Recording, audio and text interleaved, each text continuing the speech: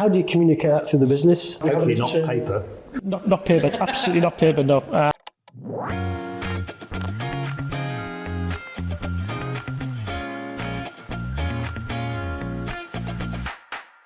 Hi, good morning. My name is Steve Watson, Head of Strategic Engagement at Aspire Technology Solutions.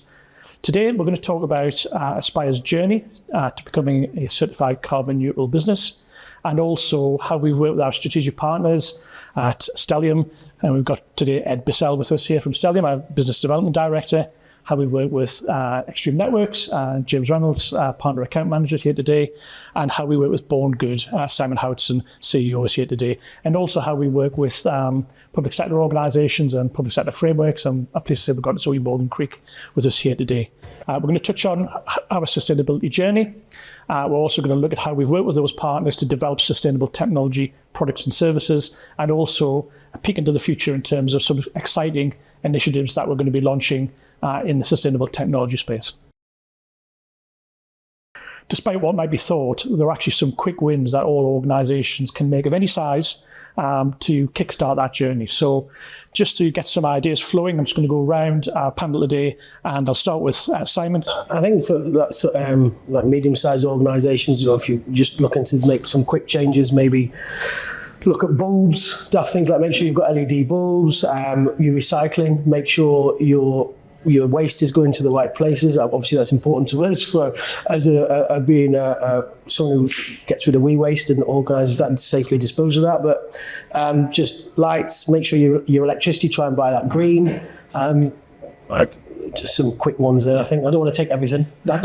James, some sort of touching you? I think all of us previously spent an awful lot of time travelling to see partners and customers. Whilst that's still important, I think a lot of those meetings can be done using technology remotely. So immediately you're starting to reduce costs for the business in terms of those transport costs, but also carbon emissions as well. Excellent. And yourself, Ed? Well, from a data centre perspective, one of the things that we've done recently is change our fuel in the generators, the diesel, into hydrogenated vegetable oil, which is 90% carbon free. So things like that make a big change in the data centre. I think from our point of view as well, all our power is 100% green and sustainable. But as you were saying, things like we've changed in our data center, things like the LED lights as well, which I think, as you say, are quick wins and things people can do fairly quickly, and it makes a change. Thank you, Ed. And Zoe, I'm conscious in particular public sector organisations have been set some very stringent targets by UK Gov. What are the sort of initiatives you see happening in the public sector? Okay, so from two angles really. YPO as an organisation, we're doing all the things that we talk about in our own premises, like lighting, waste, electric vehicles, Teams meetings, etc. But actually what we're trying to do is make the public sector in the contract and framework space understand and make it relevant to the frameworks and relevant to the contract value. I think there's been such a push in the public sector. There has been some confusion how to make that achievable, but YPO are trying to guide the customers and give them support to do so. One of the objectives that we're working on, and one of the frameworks with yourself, Steve, is career talks. So I work in the ICT category, and I think it's really important to give back social value in that aspect. Yeah, okay, thank you. And just to add to that, I'm often asked, what would be your kind of tips and quick wins you can implement. So here's one that comes in kind of a little bit of a form of a riddle. How can you save your company money, save your employees money, pay them less but make them happier, and also help save the planet, all through the power of the payroll? And the answer, of course, is electric vehicle salary sacrifice scheme. Any organisation that's big enough to have a PAYE payroll can implement this scheme and immediately make benefits both financial and sustainability-wise. So, James, what are some of the ways that you'd recommend for organisations to drive adoption of sustainable technology? Good question. I think there's a lot of ways you can do that, but for me, a logical starting point is really to ensure that leadership in any organisation is absolutely behind the commitments and the strategic direction for rolling out environmental and social value programs. It's got to come from the top down. then they need to formalise that and make sure that there are clear goals and objectives that the organisation is going to work towards. Perfect. Ed, your thoughts on that one as well? Yeah, I think I'm talking from a data center perspective that organisations need to deal with data centers or providers that are providing sustainability and a green edge. It can be hard to do in certain areas, places like London. That can be harder to achieve than it can in places like the North East, which is the lowest carbon output in the country at the moment. So I think it's making those informed decisions that lead you on the path of that sustainability journey. So, Zoe, how, in your opinion, your perspective, how much has the focus shifted towards environmentally sustainable practices over the last few years? It's certainly the buzzword in public sector right now. So what you're seeing in sort of contracts and tendering opportunities coming from the public sector, the weightings used to be around 5%, but you're seeing anything up to 20% now. So I think that shows you what importance it's got within the public sector right now. Thank you. And Simon, your perspective? Yeah, I think it's shifted. I think people are taking more notice of it and wanting to be more sustainable, wanting to achieve it, not just doing it because it's just because they can. I think people are doing it because they know it's the right thing to do. When we speak to our clients, we're seeing their attitudes really changing and wanting to drive it. And I think also that shift, as you mentioned, with public sector and organisations now building it into tenders, building it into KPIs to win contracts, people are saying, actually, we've got to do this and we want to do this. Yeah. So I think we're seeing it become more important and being driven hard. Fantastic. And then just to add to that, a quote I remember from, ironically, a chap who was the CEO of Southwest Airlines, kind of the airline industry has a bit of a reputation in this space, came out with a saying where basically what he said was, what I've found in business is doing the right thing is the smart thing to do. And you're seeing that now in so much as in all facets of sustainability, from, for example, financiers offering lower rates of interest to organisations that meet certain ESG, CSR KPIs. So it really is genuinely the right thing to do and the smart thing to do. Ed, just in terms of environmental initiatives, what's the challenge and what are the ways in which organisations can demonstrate a return on investment in sustainability?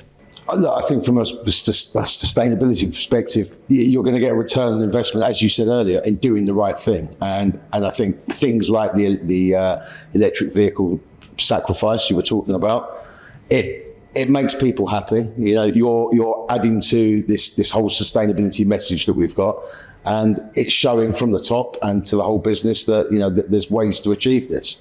I think the return on investment from a business is their customers know that you're doing the best to provide a sustainable, and an eco-friendly service. And I think that will create more customers and more business for most organisations. Okay. And James, you work with customers who are looking to understand their return on investment. When it comes to sustainability, what would be your kind of advice for them? Yeah, I think in terms of measuring an ROI with these sort of initiatives, there's, again, a few different ways to look at it. There is obviously savings that can be made for organisations by reducing power consumption. You look at the last 2 or 3 years with the energy crisis. I mean, we've got customers in particular sectors like education where they're already stretched in terms of their budgets, and utility costs have absolutely gone through the roof. So they can certainly use technology to drive cost savings within the business. But I think also, in order to encourage organisations to adopt these sorts of policies and, as you say, do the right thing, there's also an element of companies needing to recognise that it can help open new revenue streams, enable them to win new customers. And Zoe, you've already mentioned that on a lot of public sector tenders now, 20% of the weighting is around social and environmental value. So it's not just about having the best proposition commercially or from a technology perspective, it's about also demonstrating how you're making a positive impact. I think, I just want to add as well, I think obviously we look at it from a winning new business perspective as well, but I think we can also look at it as getting the best people to work for us now. Yeah, good point. And I think we care about it, and we want to work for people who care about it. Yes. We can attract the best quality people and become the best organisation we can be through having good values and believing and achieving and doing these things as an organisation. No, I think that's absolutely spot on, Simon. And, you know, one of the things we launched early in our sustainability journey was our sustainability network group at Aspire. And that's had really enthusiastic support from colleagues across the organisation who've come together, brought ideas to the table, helped us with our ISO 14001 certification, for example, and are continuing to drive the sustainability agenda at Aspire. So, yeah, we've seen that in action. Okay, so hopefully viewers have found this interesting and insightful today. From Aspire's perspective, you know, if you look at the race to net zero, pretty much all of the answers lie in technology and technologists. And winning the race to net zero, for me, as a child of the 60s, will be the greatest technological achievement since humankind put a man on the moon.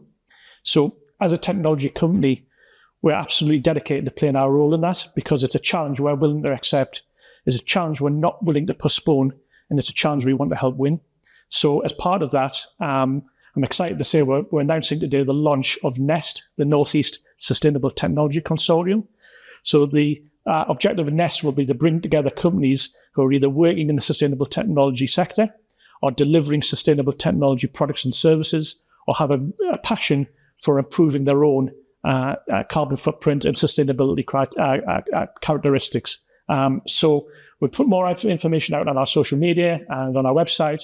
But I'm delighted to say that our partners here today from Stellium, from BornGood, and from Extreme have all agreed to be founder members of NEST, and will be reaching out to organisations to come and join us on that journey. And it will be all about raising standards in sustainability, about promoting the North East as the region in the UK for sustainable technology, and generally getting that message out there and promoting and sharing best practice and ideas in the sustainable technology space. So watch this space for that one.